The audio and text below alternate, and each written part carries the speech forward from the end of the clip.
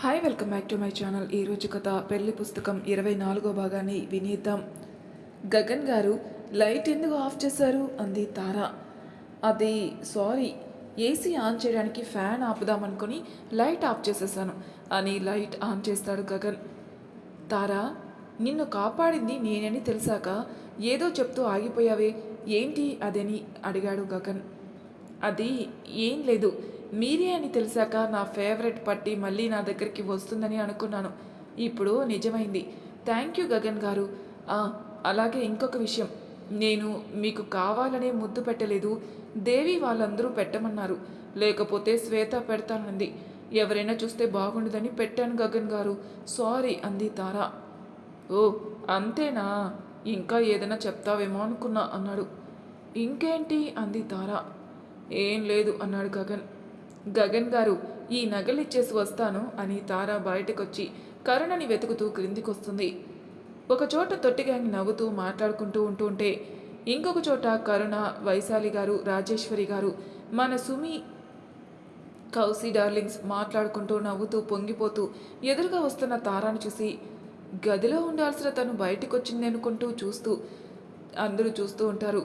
కరుణ తారా దగ్గరికి వెళ్ళి, తారా ఏమైందే, ఏమైనా కావాలా అంది.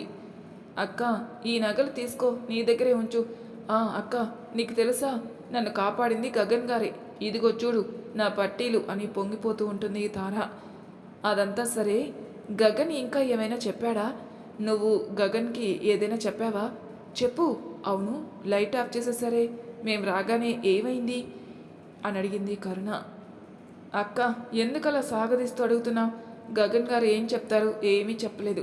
ఆ బ్రాస్లెట్ అంటే గగన్ గారికి ఇష్టమట. అది రాఘవ తాతయ్య చేయించారట. నా వల్ల తిరిగి వచ్చినందుకు థ్యాంక్స్ చెప్పారు. ఇంకా నేను కూడా థ్యాంక్స్ చెప్పాను, నా బుజ్జి బుజ్జి పట్టీలు మళ్ళీ నా దగ్గరికి వచ్చేసినందుకు. ఫ్యాన్ ఆఫ్ చేయబోయి లైట్ ఆఫ్ చేశారు అంతే. ఇంకా నీ ప్రశ్నలు అయిపోయాయి కదా అని నగలు కరుణకిచ్చేసి రమ్య వాళ్ళ దగ్గరికి వెళ్తుంది. తార అక్కడికి రావడంతో వికాస్, ప్రవీణ్ గగన్ దగ్గరికి వెళ్తారు. తారా, ఏంటమ్మా, గదిలో ఉండాల్సిన నువ్వు ఇక్కడికి వచ్చావు అంది కీర్తి.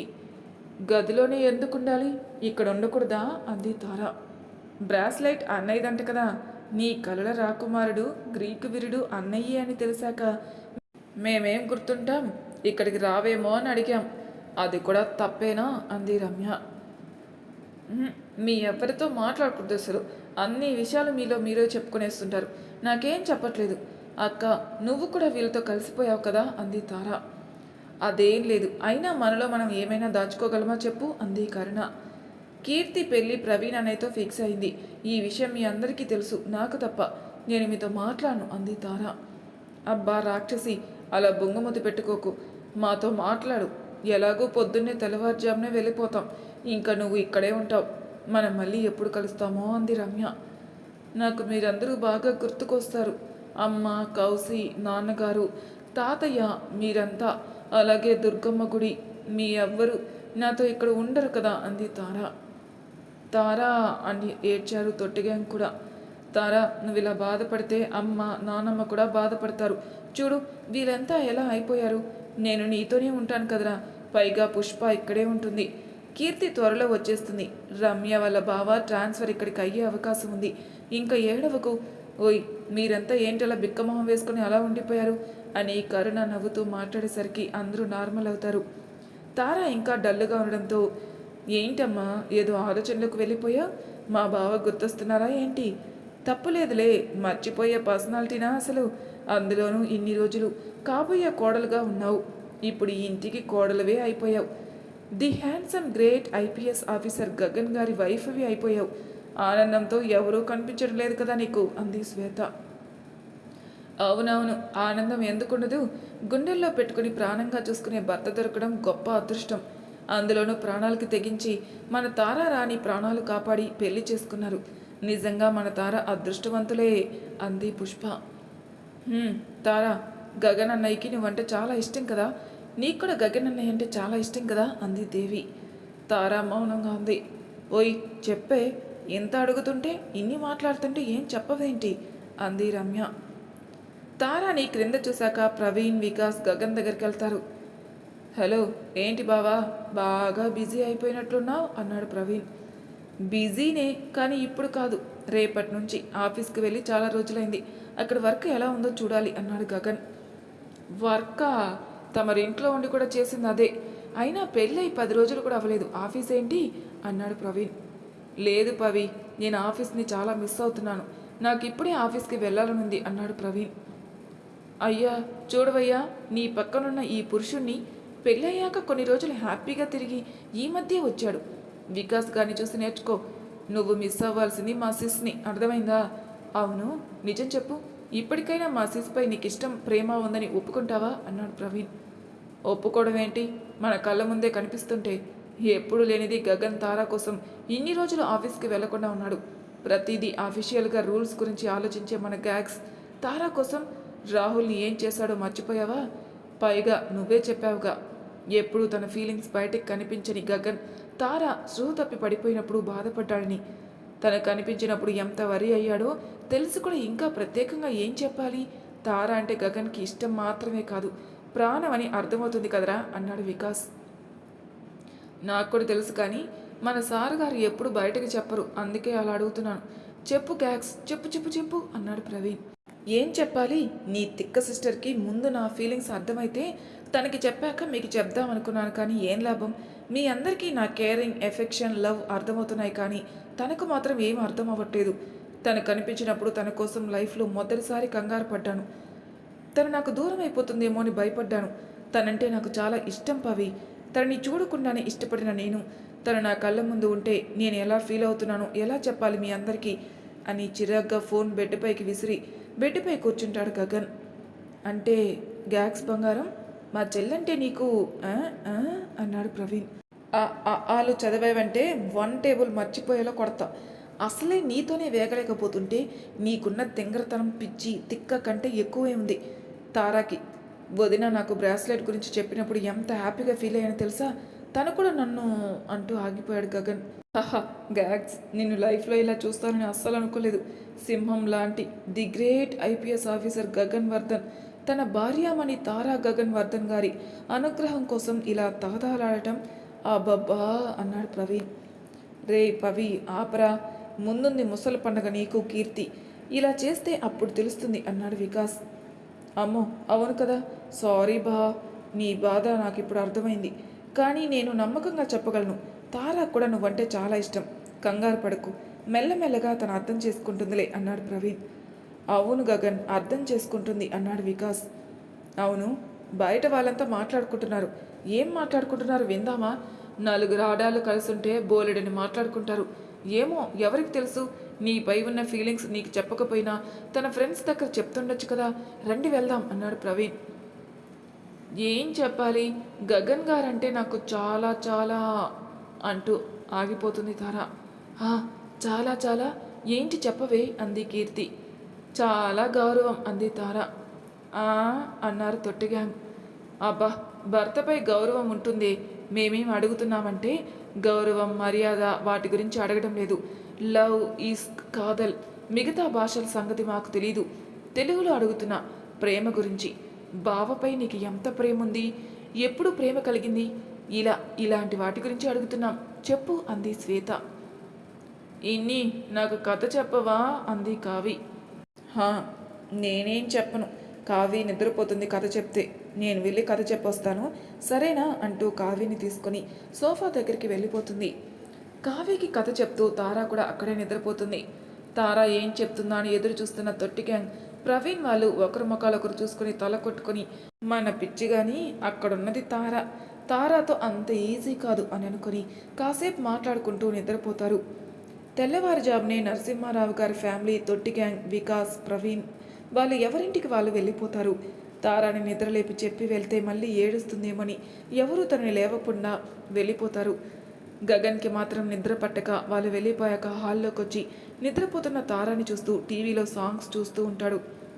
అప్పుడే నిద్రలేచిన తార కామ్గా కూర్చుని సాంగ్స్ వింటున్న గగన్ని చూస్తుంది. గగన్ తారాని చూడకుండా టీవీ చూస్తూ ఉంటాడు. ఇంతలో కరుణ వచ్చి, తారా కావ్యకి కథలు చెప్తూ పడుకుండిపోయావు, నీ కలలో కూడా ఆ కథలే వచ్చుంటాయి అని నవ్వుతూ తారాకి టీ, గగన్కి కాఫీ ఇచ్చి వెళ్ళిపోతుంది. ఇంతలో తార తనకిచ్చినది టీ కాదని తెలిసి గగన్ వైపు చూసేసరికి గగన్ నార్మల్గా తన దగ్గరున్న టీ తారాకిచ్చి తారా తాగిన కాఫీ తీసుకుని వెనక్కి తిరిగి తన గదికి నవ్వుతూ వెళ్ళిపోతాడు. టీవీలో సాంగ్ రావడంతో తారా టీ తాగుతూ వెళ్తున్న గగన్ని చూస్తుంది. ఆ సాంగ్ వింటూ గగన్ని చూస్తూ ఏవేవో కలలే కలలే కలలోన నువ్వే నువ్వే అని ఆ పాట మనసులో అనుకుని నవ్వుకుని కరుణ దగ్గరికి వెళ్తుంది. కరుణ నవ్వుతున్న తారని చూస్తూ వెళ్ళి ఫ్రెష్ అయ్యిరా అని పంపిస్తుంది. తార రెడీ అయి మెల్లగా మెట్లు దిగుతూ గగన్ని చూస్తూ టిఫిన్ చేస్తున్న గగన్ దగ్గరికి వెళ్ళి తన పక్కన కూర్చోగానే నువ్వే నా ముందరుంటే చాలు కల నిజమై నన్నే చేరుతుంది పాట గుర్తుకు రాగానే నవ్వుకుంటూ ఉంది. ఏమైంది, ఎందుకు నవ్వుతున్నావు అన్నాడు గగన్. ఏం లేదు అంది తార. సరే, ఈరోజు ఆఫీస్కి వెళ్తున్నాను, నీకు కూడా ఈ మధ్య చదవటం అవలేదు కదా, అందుకే ఈరోజు ఒక ఇన్స్టిట్యూట్కి తీసుకెళ్తాను. అక్కడ కొన్ని రోజులు క్లాసెస్ వింటే కాంపిటీషన్ ఎలా ఉందనేది అక్కడ ఉన్న వాళ్ళని చూసి కాస్త అర్థమవుతుంది. అలాగే ఎకానమీ కరెంట్ అఫైర్స్తో కలిసి చెప్తారు కాబట్టి నీకు ప్రిపరేషన్ ఈజీగా ఉంటుంది, వెళ్దాం సరేనా అన్నాడు గగన్. కానీ అమ్మమ్మ, అత్తయ్య, తాతయ్య, మావయ్య గారికి అలాగే అక్క, బావగారికి చెప్పలేదు కదా అంది తార. మాకు చెప్పడానికి ఏముందమ్మా, గగన్కి నీకు ఏది సరైందనిపిస్తే అదే చేయండి. నువ్వు చదువుకునే విషయంలో మన ఇంట్లో ఎవరికి ఎటువంటి అభ్యంతరం లేదు, వెళ్ళమ్మా అన్నాడు హర్ష. అలాగే మావయ్య అని ఇంట్లో అందరికీ చెప్పి కావ్యని తీసుకుని వెళ్తూ ఉంటే కొన్ని రోజులు ఇంట్లో హాయిగా ఉండొచ్చుగా, అప్పుడే ఆఫీస్, ఇన్స్టిట్యూట్ ఎందుకని సుమిత్ర గారు ఆపిన గగన్ వినకపోవడంతో తార, కావి గగన్తో బయలుదేరుతారు. గగన్తో కారులో మాట్లాడుతూ తార గగన్నే చూస్తూ ఉంటుంది. కావి స్కూల్ వచ్చేసరికి స్కూల్లోకి వచ్చి ఇంత తొందరగా స్కూల్కి వచ్చేసామా అని అనుకుంటూ నీతో మాట్లాడుతుంటే నిమిషంలో రోజే పూర్తయిందే అని ఆ పాటను తలుచుకొని మళ్ళీ నవ్వుకుంటుంది. ఏమైంది, ఉదయం నుంచి నవ్వుతున్నావు, అడిగితే ఏం చెప్పట్లేదు, ఏంటి విషయం అని గగన్ అడుగుతూ ఉన్నాడు.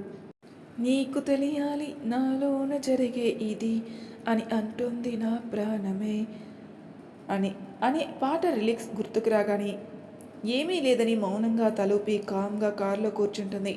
అలా తనకే తెలియకుండా తను ఏం చేస్తున్నా పొద్దున విన్న సాంగ్ రిలీక్సే గుర్తుకొచ్చి ఆ లిరిక్స్ తన కోసమే రాసినట్టుగా గుర్తొస్తుంటే ఏదో ఆలోచించుకుంటూ ఉండగా ఇందులో ఇన్స్టిట్యూట్ దగ్గరకు వచ్చి గగన్ ఎవరికో ఫోన్ చేయగానే ఆ ఇన్స్టిట్యూట్ హెడ్ బయటకు వచ్చి గగన్తో మాట్లాడి తారని తనతో పాటు లోపలికి తీసుకెళ్తారు.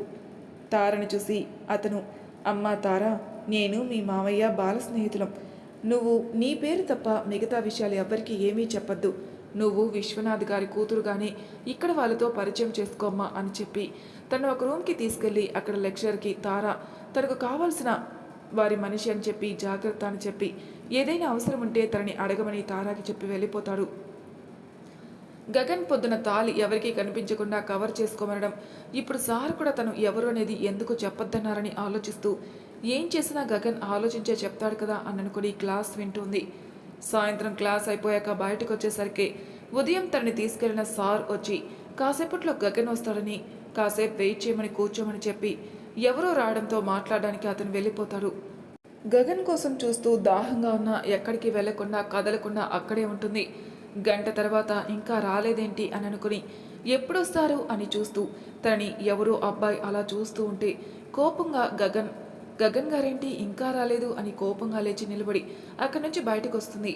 అలా వచ్చేటప్పటికే గగన్ నవ్వుకుంటూ వస్తుంటే అప్పటికి వరకు ఉన్న చిరాకు కోపం పోయి హాయిగా గగన్ నవ్వు చూసుకుంటూ తన దగ్గరికి వెళ్ళగానే తననే చూస్తున్న తారను చూసి ఏంటి అని గగన్ కళ్ళు ఎగరే కానీ తార తన చూపుని పక్కకు తిప్పి అలా చూసుకుంటూ ఇంతవరకు నడిచొచ్చేసావా అని అనుకుంటూ కాస్త సిగ్గుపడుతుంది. ఏమైంది, బయటకు వచ్చేసావు అన్నాడు గగన్. మీకోసం చూస్తూ అక్కడే ఉండాలనిపించలేదు, అందుకే ఇలా వచ్చాను అంది తార. సరేరా, నేను హెల్మెట్ పెట్టుకున్నాను కదా, ఎలా గుర్తుపట్టావు అన్నాడు.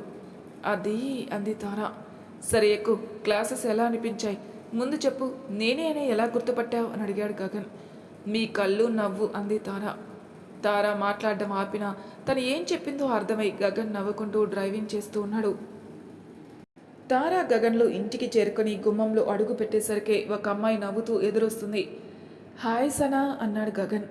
హాయ్ గగన్ అంటూ సనా హక్ చేసుకోబోతుండగా గగన్ కాస్త పక్కకెళ్తాడు. గగన్, నువ్వేం మారలేదు. హక్ చేసుకోవడానికి కూడా ప్రాబ్లం ఏంటి? నీ కోసం నేను ఎప్పటి నుంచి ఎదురు చూస్తున్నానో తెలుసా? అమెరికా నుంచి అత్త కూతురు వచ్చిందని తెలిసి కూడా ఇంత లేటుగా వస్తారా ఎవరైనా? నీకు ఫోన్ చేసినప్పటి నుంచి నువ్వెప్పుడెప్పుడు వస్తావా అని ఇక్కడ ఎదురు చూస్తున్నాను, కానీ నువ్వు మాత్రం ఇంత లేటుగా వచ్చావు అంది సనా. అది సనా, తారాని తీసుకురావడానికి వెళ్ళాను, అందుకే లేట్ అయింది అంటాడు గగన్. తారానా? ఎవరు తారా? అలాగే నీ పక్కనున్న ఈ అమ్మాయి ఎవరు అంది సనా. సనా, తనే తారా అన్నాడు గగన్. హో, ఇంతకీ ఎవరు తను? ఈ ఇంట్లోకి ఎందుకు వచ్చింది?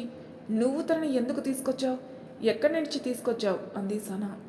తను అని గగన్ ఏదో చెప్పేలోపే, గగన్ నువ్వు వెళ్ళు, నేను తారని పరిచయం చేస్తాను అంది రాజేశ్వరి. సరే అన్నాడు గగన్. సనా, తను కరుణకి చెల్లెలు. తను ఇక్కడ కోచింగ్ తీసుకుంటుంది.